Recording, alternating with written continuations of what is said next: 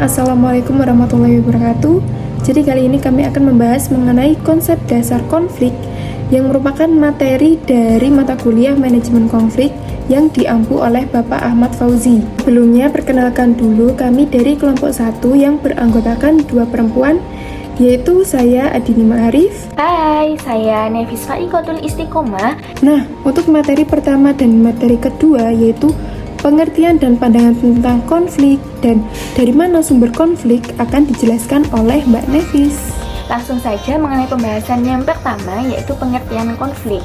Konflik ialah sesuatu yang alami yang ia ditimbulkan karena antar individu atau kelompok mempunyai perbedaan dalam hal keyakinan, sikap, nilai, kebutuhan, maupun yang lainnya.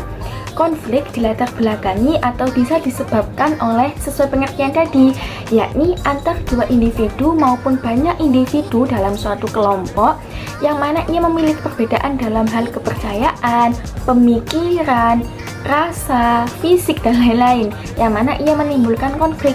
Konflik merupakan sifat yang wajar dalam kelayak masyarakat, karena tidak mungkin tidak ada masyarakat yang tidak pernah berkonflik. Bahkan dalam batin pun itu juga termasuk konflik. Selanjutnya ialah mengenai pandangan konflik. Dalam makalah ini pandangan konflik itu ada 3, tradisional, kontemporer, dan interaksional. Yang pertama, tradisional. Tentu saja ini pandangan lama ya. Jadi menurut pandangan ini, konflik itu dinilai negatif karena ia bersifat untuk menghancurkan, jadi harus dihindari. Sedangkan yang pandangan kedua, kontemporer, konflik itu positif karena ia bisa menilai suatu kinerja dari tiap individu. Yang ketiga, interaksional, ini lebih atas dari kontemporer. Selain ia positif, konflik selain positif, ia memang harus diadakan, konflik itu harus ada di tiap lembaga atau individu karena setelah orang itu menyelesaikan konflik, pasti ia telah melalui proses dalam hal kinerjanya. Selanjutnya ialah sumber konflik. Ada 3, yaitu ekonomi, prinsip, dan nilai.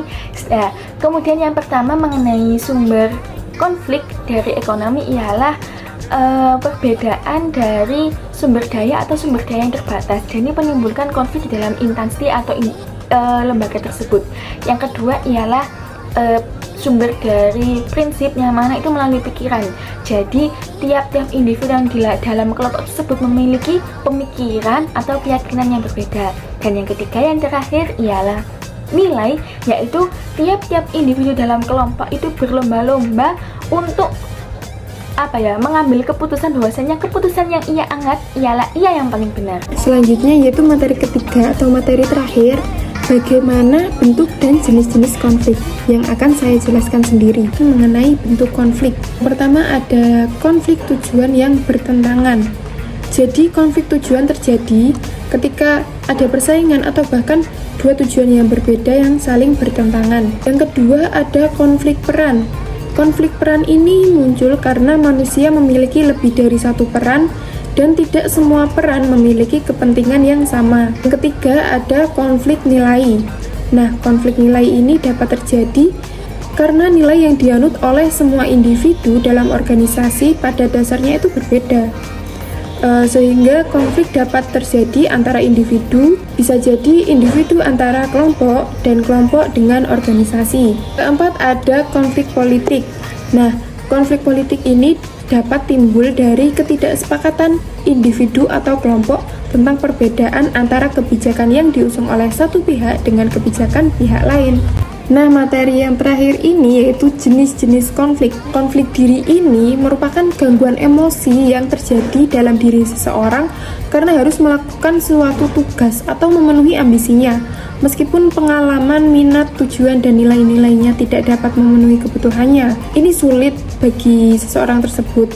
Nah, konflik ini juga dapat terjadi ketika pengalaman, minat, tujuan, dan nilai pribadi saling bertentangan. Selanjutnya yaitu konflik antar individu.